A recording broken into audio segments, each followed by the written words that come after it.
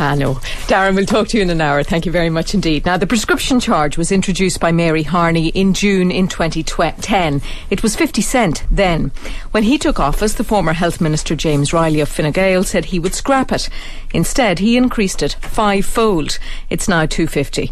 At the weekend, the Irish Pharmacy Union voted at its annual conference to call for its phased abolition. Its President Daragh Connolly joins us now. Good morning. Good morning. Why not immediate scrapping of the prescription charge?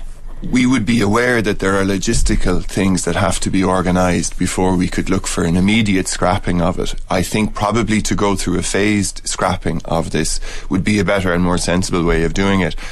Our independent market research, and also what we know from pharmacists as they practice pharmacy in their communities every day, is that in excess of 1 in 4 people are not taking medicines that have been prescribed for them because they see the €2.50 charge as a barrier to them. Where we would have particular worry is medicines that are for long-term conditions and are very good preventative medicines. People don't feel a difference on a day-to-day basis whether they take this medicine or not, but it's storing up problems for the future.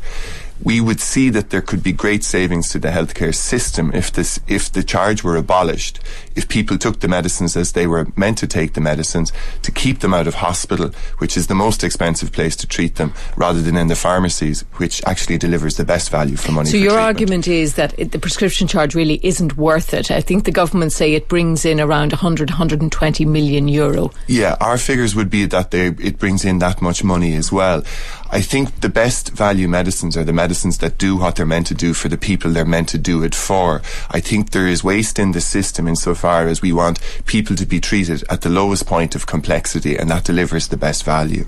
And I remember talking to Father Peter McVerry around budget time every year when the prescription charge was being increased, and he would make the point that those people that he works with, people who are on methadone, because of the increase in prescription charges, they can't get their medication.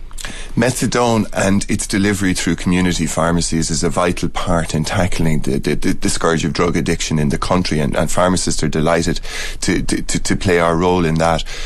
People on the margins of society, whether they are recovering drug addicts or people who may have mental illnesses, are the people that we would like to see having the prescription charges abolished for first.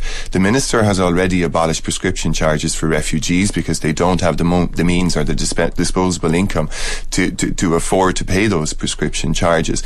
It's in the Minister's own manifesto for government that they wanted to reduce the charge, and as you rightly say, international best practice points to the fact that it is better to reduce these charges. Pharmacists want to play our part in being able to sit down with patients to go through their medicines, to see where we can bring best value, to see where we can cut out wastage, and we're delighted to be able to work with a minister who sees the value that pharmacists can bring in that light, and also to see ways of making more efficiencies for the healthcare system. But Leo Varadkar and Fine Gael, their manifesto, they don't want to abolish it on a phased basis. It's to reduce it. It's a reduction, but exactly. It's a point in the right direction. Yes, but Fianna Fáil is coming at it from your point of view. In their manifesto, they want a phased abolition of the prescription charge. Should this be part of any new agreement on any government policy? We would like to think so. There are lots and lots of ways that we can lend value into the system. We can see the expansion of the emergency hormonal contraception for medical card patients. We can see the uptake that patients have chosen in many instances to have their influenza, their flu vaccination from pharmacies, and we can also see that the rollout of a pilot for a minor ailment scheme can also bring value to primary healthcare. Giving people timely access to medicine in an efficient way is what pharmacists can do, and do every day of the week. When we were delighted to welcome the Minister to our conference, that he can see that we can deliver that as well, and we're very willing to play our role. Thank you very much indeed for coming in. Daragh Connolly, President of the Irish Pharmacy Union. It's just gone 7:15. The impact